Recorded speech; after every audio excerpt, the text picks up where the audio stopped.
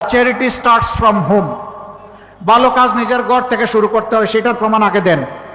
49 জন ঋণ খেলাপি যাদেরকে বগলের নিচে নিয়ে নির্বাচন করছেন, আগে তাদেরটা বাতিল ঘোষণা করেন।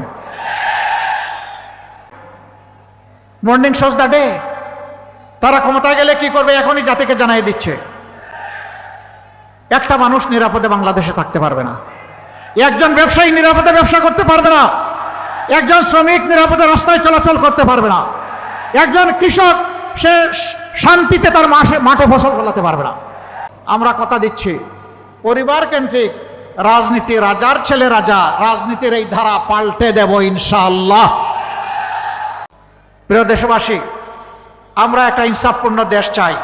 আমাদের মার্কা কি বলেন তো? জামাতে ইসলামীর। হায় রে হায়, এইটা আগের সরকার খাইয়া হজম করে ফেলেছিল।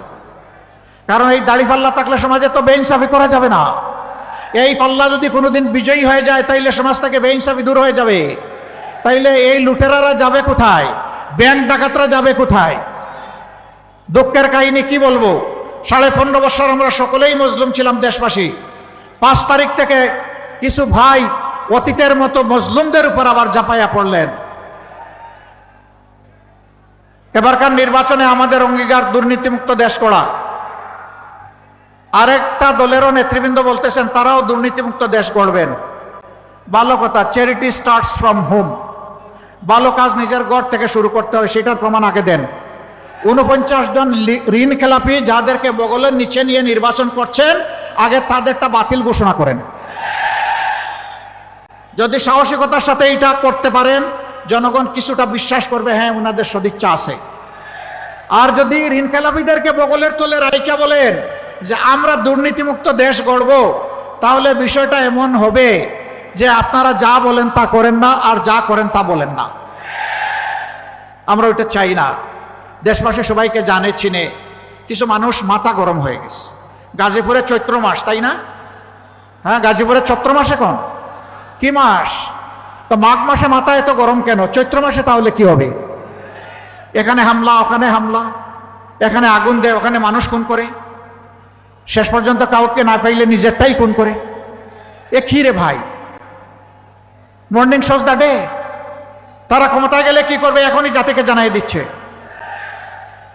একটা মানুষ নিরাপদে বাংলাদেশে থাকতে পারবে না, একজন ব্যবসায়ী নিরাপদে ব্যবসা করতে পারবে না, একজন শ্রমিক নিরাপদে রাস্তায় চলাচল করতে পারবে না, একজন কৃষক সে শান্তিতে তার মাঠে ফসল ফলাতে পারবে না।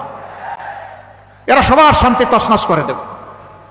এই অশান্তির বিপক্ষে আমাদের শান্তির আওয়াজ, দুর্নীতির বিরুদ্ধে আমাদের সততার আওয়াজ, বেকারত্বের বিরুদ্ধে আমাদের কাজের আওয়াজ, লুটপাটের বিরুদ্ধে আমাদের রাষ্ট্রের সম্পদের পাহারাদারি করার আওয়াজ।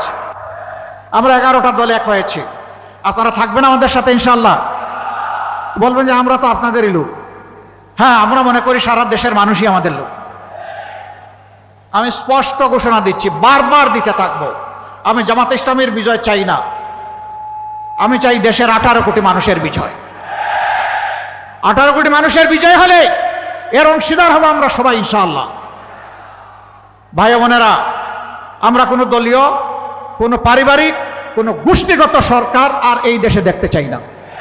এরা আমাদের 12টা বাজিয়েছে, এরা দেশে বারবার ফ্যাসিবাদ উপহার দিয়েছে, এরা আমাদের ব্যাংক ডাকাতি করেছে, শেয়ার মার্কেট লুট করেছে, দুর্নীতির মহারাজ্যে পরিণত করেছে। ওই শাসন আমরা আর দেখতে চাই না। এখন চাই জনগণের শাসন, এখন চাই ঐক্যের শাসন, এখন চাই ঐক্যবদ্ধ বাংলাদেশ। 11টা দল আমরা এক হয়েছি। এই গাজীপুরে 5টি আসন আছে। আমি 5টি আসনে 11 দলের পক্ষ থেকে আমাদের যারা প্রার্থী তাদের হাতে আমি এখন প্রতীক তুলে দেব। আপনারা আমাদের সঙ্গে থাকবেন। 12 তারিখ বিজয়ের মালা ইনশাল্লাহ পরিয়ে তারপরে ঘরে যাবেন।